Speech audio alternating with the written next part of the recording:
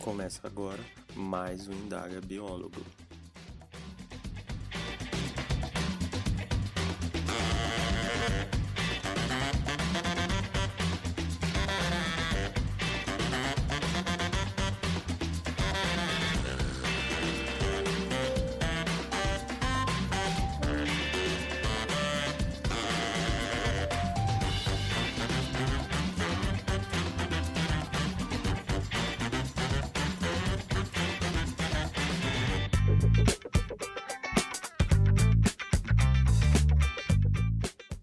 Olá pessoal, eu sou Gabriel Messias e essa é mais uma edição do Indaga Biólogo, um podcast para falarmos sobre a profissão do biólogo. Hoje eu e a Estela Gama vamos continuar a falar sobre a história da biologia como ciência e profissão. No episódio anterior fomos lá atrás, partindo da antiguidade até o início da Renascença. Nesse período ainda não havia biologia como conhecemos atualmente. Ela estava inserida dentro do campo das ciências naturais ou da medicina. Progressivamente, as ciências naturais e médicas foram se separando da filosofia a ponto de virar um estudo à parte. Pois é, Gabriel, o que provocou essa separação em disciplinas, como nós conhecemos hoje, foi o progressivo acúmulo de conhecimento nessas áreas. As ciências naturais, a medicina, a fisiologia cresceram muito de 1600 até o século XIX. Muita coisa se descobriu ou então se redescobriu. Com esse maior volume de conhecimento, era muito difícil a gente continuar tratando as disciplinas das ciências naturais como uma coisa só. Então, invariavelmente, os cientistas se tornaram cada vez mais especializados em áreas cada vez mais específicas. Inicialmente, podíamos dizer que havia aqueles cientistas mais especializados em fisiologia, no estudo do corpo humano, da saúde humana, e aqueles outros mais especializados no estudo da biodiversidade, das ciências físicas, químicas e das geociências.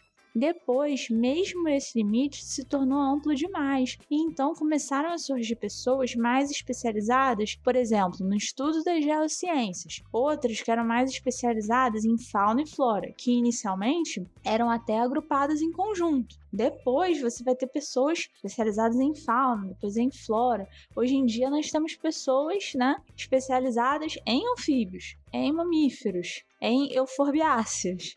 E assim em diante. Cada descoberta provocava mais 10 perguntas, cada vez mais específicas, ou seja, os especialistas começaram a ser requisitados num movimento natural, numa evolução natural da ciência que vai até os dias atuais. Exatamente, Stella. O termo biologia aparece pela primeira vez em 1800 num jornal alemão de ciências médicas. O termo foi então se popularizando entre os cientistas para designar o estudo da vida e seu funcionamento. Os botânicos e zoólogos geralmente se preocupavam apenas com o exterior do animal e da planta. Eles se preocupavam com a sua categorização, sendo que os botânicos também se preocupavam com as propriedades medicinais das plantas. Já a biologia trazia uma visão mais ampla dos organismos. Quem se considerava biólogo considerava não só o exterior dos animais e das plantas, como o funcionamento dos seres vivos de maneira geral. Ou seja, a biologia se preocupava com a taxonomia, mas também com a fisiologia, o comportamento, entre outras coisas. Ao longo do século XIX e do início do século XX, a biologia foi se firmando como uma ciência e a zoologia, a botânica, a embriologia, a fisiologia e outras áreas como subdivisões dentro da biologia. Sim, Gabriel. O seu desenvolvimento como ciência caminhou junto com a adoção do modelo alemão de universidade. As universidades alemãs foram vanguarda da pesquisa das ciências naturais e médicas no século XIX. Esse é o modelo que nós conhecemos hoje, que é um modelo que preza pela liberdade de pensamento na universidade, que dá ênfase na importância da pesquisa e dos seminários. São nessas universidades que aparecem os laboratórios. Esse modelo de laboratórios, de universidade voltada para pesquisa, ensino, se espalha pelo mundo e aí permite o desenvolvimento das diferentes faculdades de biologia ao redor do mundo. A gente pode ver então, Stella, que a biologia desde o seu início sempre foi muito ligada às universidades e à pesquisa, não é mesmo?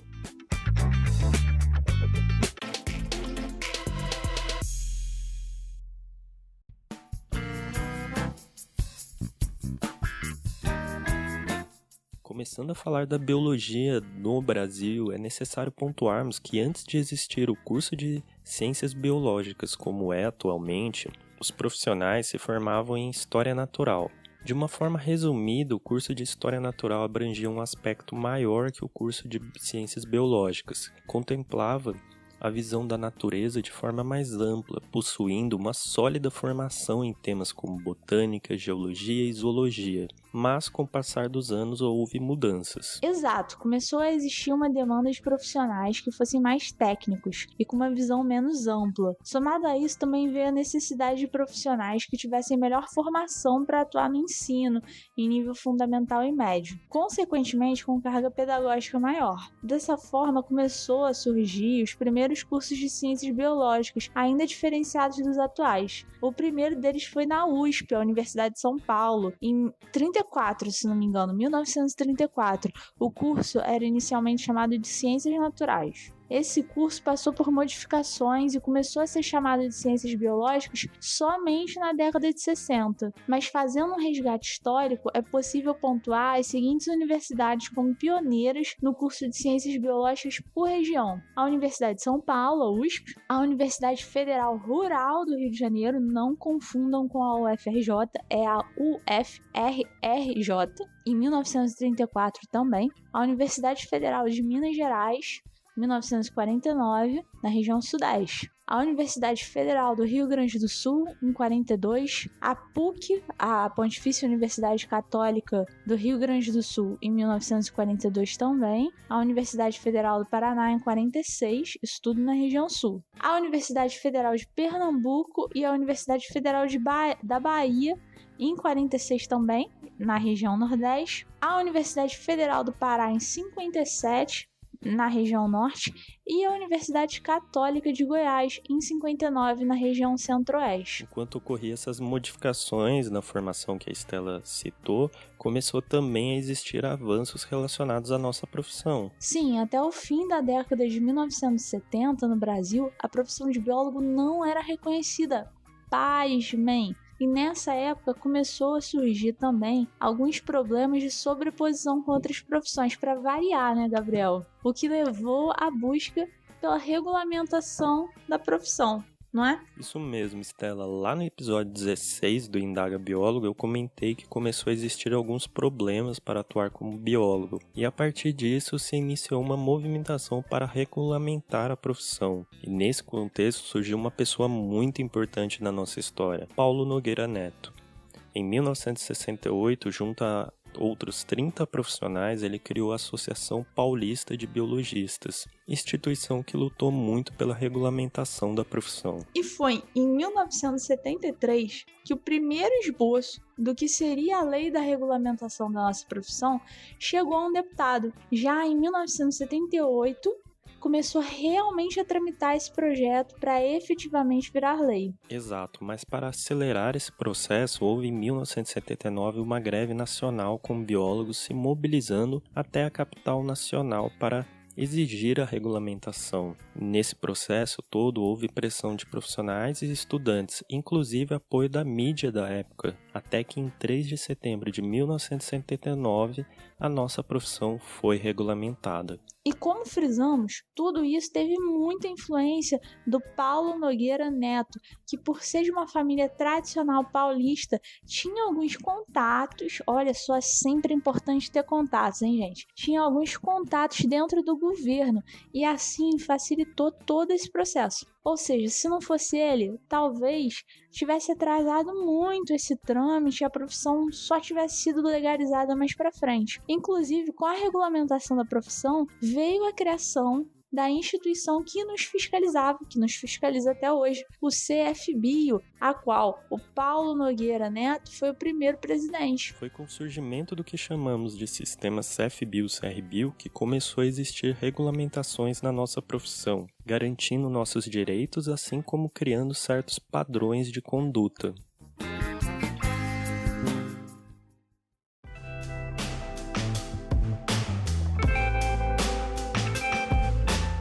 Lá no episódio 12 do Indaga, Conselho, qual sua estrutura e função, o Gabriel explicou que o Conselho é uma autarquia fiscalizatória, ou seja, seu papel é realizar a fiscalização da atuação do biólogo, garantindo que ele atue dentro da legislação vigente. Então, após a sua criação, ele começou a criar algumas regulamentações para garantir o exercício adequado da profissão.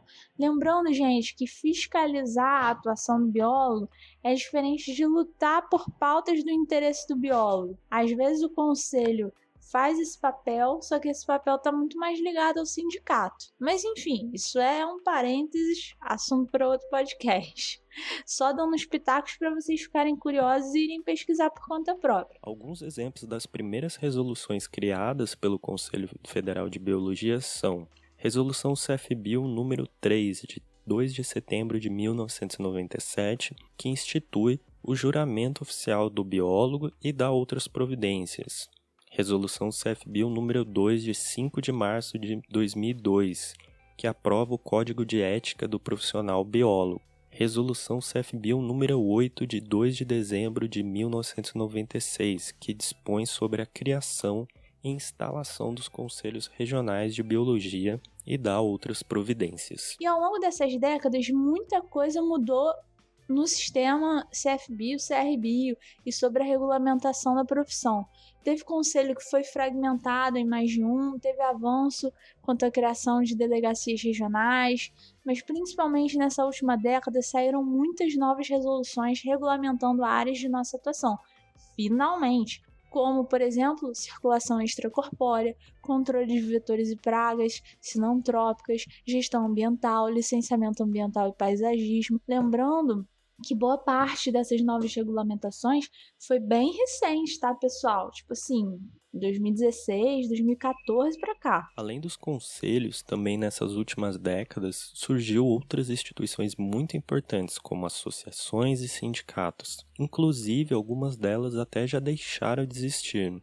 No passado tivemos a ANBio, que era a Associação de Minas Gerais, o Sindbio Goiás, que era o Sindicato de Goiás, o Sindbio MG, que era o Sindicato de Minas Gerais, o Sindbio RS, que era o Sindicato do Rio Grande do Sul. Atualmente temos o Sindbio DF, que é o Sindicato do Distrito Federal, a Atobio, que é a Associação de Biólogos do Tocantins, e a ABIO-NM, que é a Associação de Biólogos do Norte de Minas Gerais.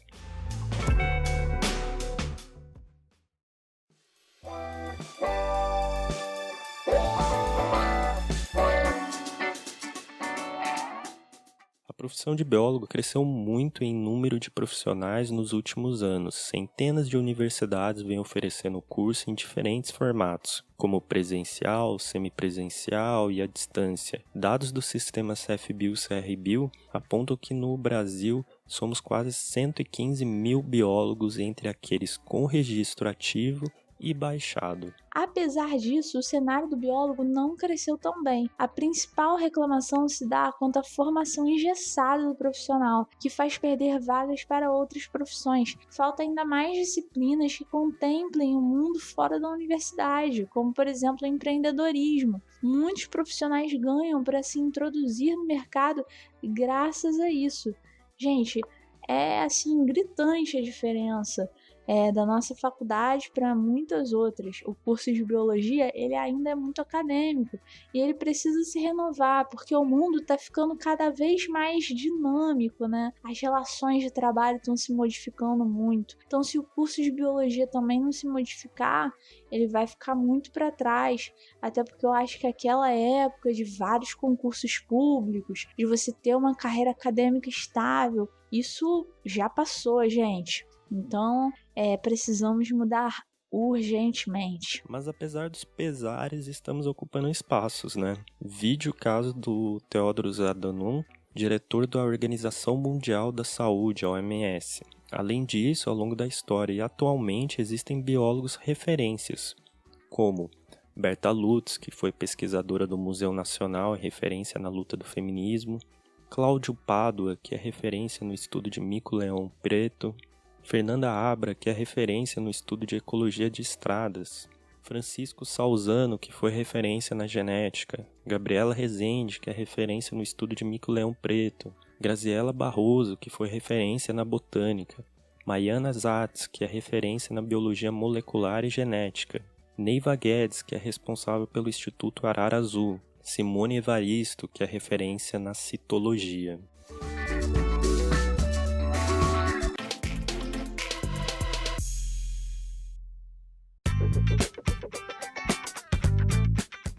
Finalizando mais um Indaga Biólogo, fechando o episódio temático sobre a história da biologia em comemoração ao Dia do Biólogo. Quero agradecer a Estela, que esteve participando e contribuindo muito na construção desses 2 episódios. Eu vou deixar todos os links do que foi citado no site do podcast, então se quiser dar uma conferida, olha lá.